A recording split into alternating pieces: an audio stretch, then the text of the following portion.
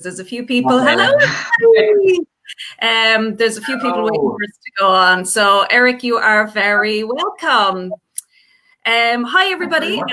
and thanks to everyone who is joining us for episode 11 of the Facing Fear show. And I am delighted to have my first guy. Yay! The women have been so courageous and stepping up. So it's lovely to have a little bit of male energy in the room. And, you know, it's nice to get a perspective from guys as well about fear and how they show up for you. And I think it's really important that we talk about it. So, you know, for anyone who hasn't tuned in before, this is very much a free, open format. I do not have questions set out in advance. I just like to roll with it, go with the flow, and see what comes up. So I know when I spoke to you, Eric, and you told me about your project and what you're working on, I got nearly emotional because I just thought it's such a beautiful idea and it's such a beautiful thing that you are doing.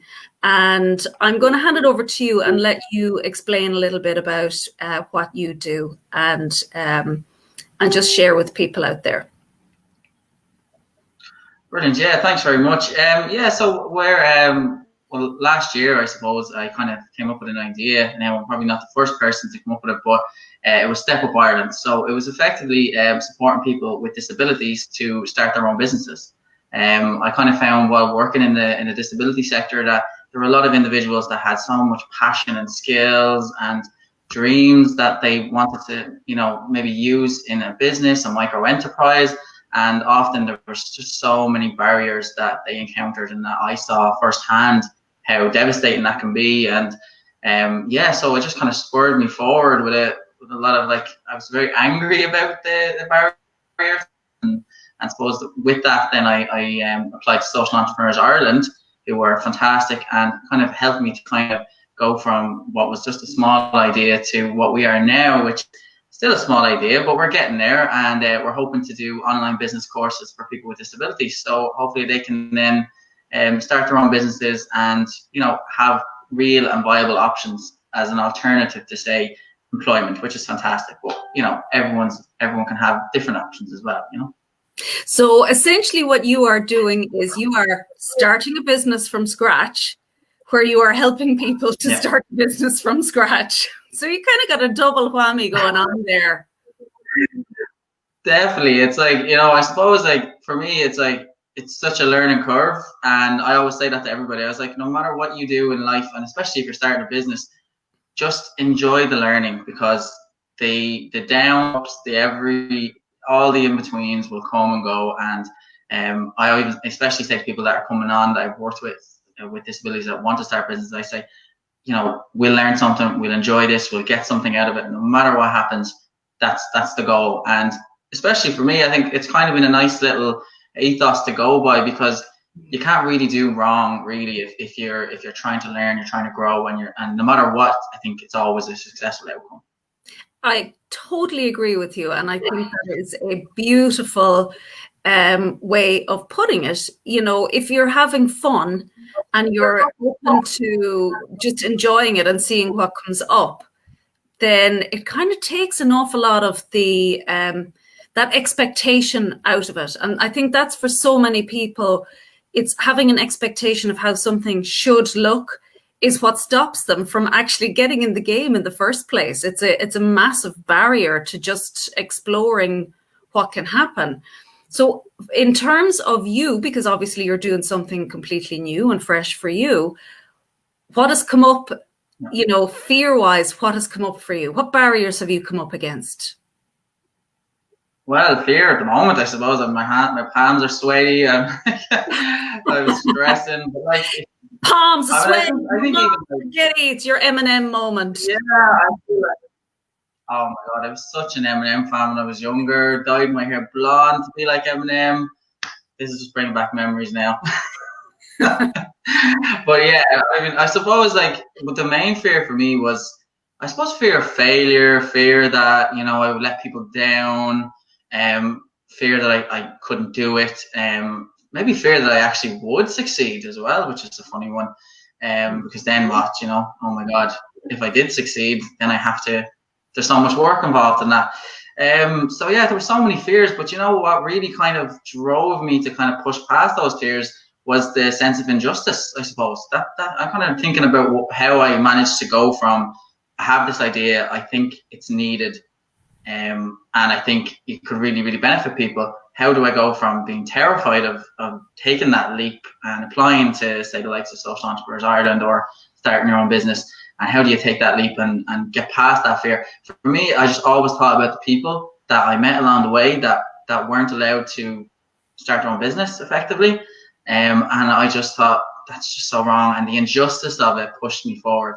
Now, that was the initial push forward past, the initial stage. But as you go on and on and on, fear just continually props back up, So it's a process, and it's constantly evolving. How does it show up for you, fear? Like, is it kind of language that you use to yourself? Do you know that it's fear, or do you see something else coming up before you recognize it? Yeah, like I think, like, I suppose, especially in the male's perspective, like, we feel the exact same as anybody else, maybe we're not as good at talking about it. But yeah, no, I suppose I have the exact same, like, kind of anxious behaviors, maybe a bit of anxiety. I find that my heart rate would always like spike with like adrenaline or cortisol or whatever. And I'd always find that, like, sometimes, especially if I'm facing, say, speaking at an event or something similar to this, there's times when, like, my body starts to shake. So I think it's kind of a fight or flight reaction. And then it can also just show with like regular anxiety levels, like, which is like, you just don't want to do something, so you put it off. And it's actually just a myriad of things, like, even negative self-talk. I do that, like, I'm like, what am I doing? Like, this is not going to work. Like, I'm not going to be able to make this a success, and it's going to be such a long road, and I'm going to let people down, and the usual self-talk. But yeah, that's how it really shows for me, I suppose. It's funny, when you're talking about the adrenaline there, I'm actually somebody who's done a lot of speaking, and would have for a long time, because I worked as a medical sales rep for years, so would have always been selling, presenting and stuff. But a few years ago, I found myself at a meeting. It was about GDPR. It's about nothing. Like, really, it was about nothing. And I wanted to ask a question. And I was sitting down the back of the room, because I'm always down the back of the class. And I couldn't. My throat just closed up on me. I could feel my heart racing, and I actually couldn't. I couldn't speak. I couldn't. I was kind of going, what the hell is this all about? I speak. And it happens to me sometimes where I get up to speak, and all of a sudden I just get that rush of adrenaline. My voice gets a bit shaky and my mouth gets dry. But the difference is now I know it's just a bit of adrenaline. It's not a reflection of anything that I know or don't know, or my ability to get up there and speak. So I get up and I speak with a bit of a dry mouth, and I take some water and I just get on with it. I just go, I'm just a bit adrenaline-y. That's my phrase, and it doesn't mean anything. And I find it a lot easier it kind of switches itself off an awful lot quicker, because I don't give it any credence. It's just there and then it's gone. So even like if you mention it, I might never mention it. Like, even like mentioning my palms are sweaty, mentioning that I'm feeling a little bit like nervous, that kind of almost halves any kind of like spike that you have, Because it doesn't matter. And I think it's that we think it means something. It means I don't know what I'm talking about, or it means that I'm not confident in my abilities. It means nothing. Like, it really doesn't. And the more we're able to just, are you nervous? Yeah, a little bit, but it's fine. Like, I'm not going to die from it. It'll all be grand. It just, it minimizes it, I think, an awful lot. So what do you see, what's up the road for you? What kind of experiences and exciting new possibilities are there, do you think? What do you see? Yeah, I mean, the whole world has changed, hasn't it? Like, it's all different now. I mean, everything is online. So I suppose, like, getting comfortable being online is important. That's never been more important than it is now. How I see it is like everything now. Like I always say, like, I can look at things as a barrier or a challenge, I look at them as a challenge, even if they're difficult. So especially now in this uncertain time, Step Up is in uncertain waters, I suppose, in uncharted waters. So we're looking to go online, basically. Like, the plan was always face-to-face business courses. That might be a possibility in the future, but for now, it's like we're hoping to do an online taster course. So we're going to do like an online taster business course via Zoom, and just trying to get people's interest out there. So if anybody with disabilities is interested in that, that will be coming down the line. We're just trying to gather information, and we're really going back to basics, like really thinking about, okay, so like this is basically kind of put a stopper on a lot of things, but how can we use this and pivot to a more kind of beneficial mindset? So our mindset now is, right, let's go back to the drawing board. Let's make sure what we're offering is actually what people need, and let's make sure that when we are ready to go, that it's going to be the best possible service that we can offer. So that's what we're doing now. The taster workshop is the first goal. And you really are serving people in a much better way when you do that, because you know what, we're always going back to the drawing board. And especially anybody who's in business, that's part of it, and that's a constant. That's not just when a pandemic hits. That's a constant need to go back, need to revisit. And sometimes it's because I don't know if I'm enjoying this anymore, and maybe I'd like to change things up and see what else I can explore. So I think that's it's a good way to get started in that respect.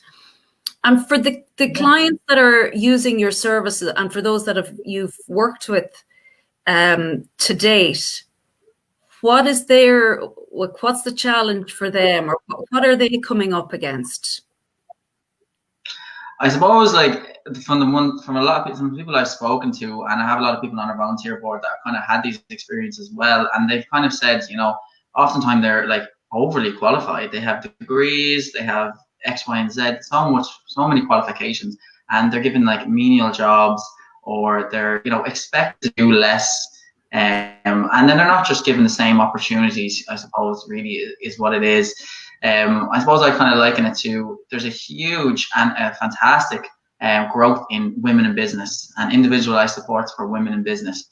And I think that's absolutely needed, because there's obviously a reason why that's needed, because women in business have been for so long alienated from that kind of area, and they needed supports in order to basically for equality in that area. So I suppose I see it similar to people with disabilities. They need individualized supports, and we need to provide them. So that's kind of what we're hoping to do.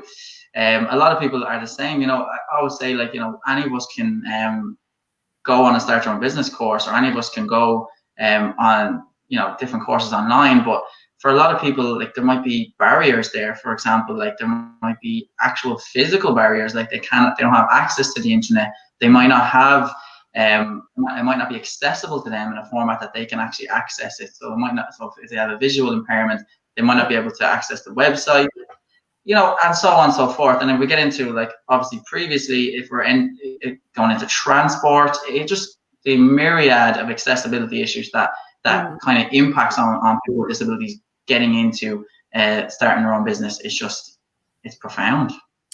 It is. And, I think we need to wise up to the way that everything has been. It's funny, because I was just listening on a call this morning talking about rules. And you know what rules are? They ruin everything. And we live in a society that has so kind of built around a certain structure and certain rules. I've always hated rules. I've been allergic to them, which is why I'm better off working for myself. But we need to really look at. Sorry? I just saying I'm the same. It must be a theme with entrepreneurs and business people. I think it is. We work better for ourselves. Yeah. And I think, the fact is that everything is structured for a certain way of learning, for certain abilities. And if you don't fall into those abilities, you're classed as having a learning disability, whereas maybe it's actually a teaching disability, in that we're excluding people that have so much to offer, and our differences and that variety is just so wonderful. That's why I just love what you're doing, because I think it's a fantastic idea, and it is needed. Like it is needed, you know. And you're right that the supports have been there for women. So I think it's nice that you're kind of coming in there and supporting other people that need it. They need a little bit of a help and a little bit of a push. And yeah, and that's great. Yeah. And so have you, like, in terms of kind of getting online and doing that, have you done much of that yet? Because that's quite unnerving for a lot of people. Do you mean like getting online as in social media type of thing? Is that it? Yeah. Like kind of pilot promoting? Yeah. It's not my skill set now. I have to say, I never use my Facebook, my own personal Facebook. It's just not something I'm really like interested in, I suppose. But for the business, I suppose, and have tried my best to get online, and you know, it's still a work in progress, and we're getting there. But yeah, so far so good. Yeah. But we could always use help. If anyone wants to help, they're welcome to. Well, you know, like I remember the first time I did a video for my Facebook page, and I've always been somebody who preferred to be behind the scenes, and I used to actually do some makeup stuff for TV, so it was like I am literally behind the scenes. I felt like such a tool. You're just like, oh God, cringe, and then I'd hear my voice.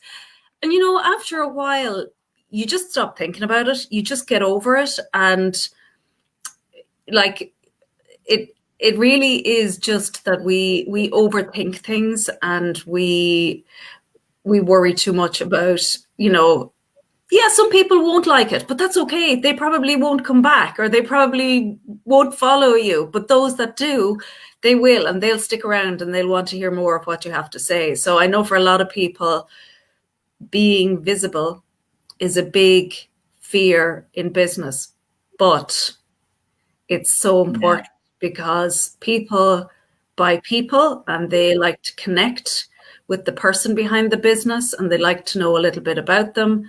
And so, yeah, it is an important element of it.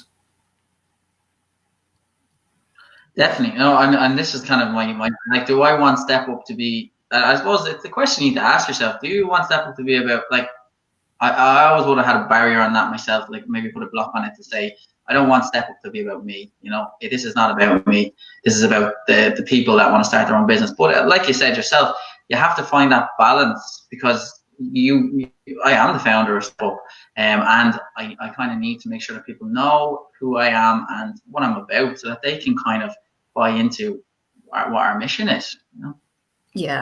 Yeah, that's true.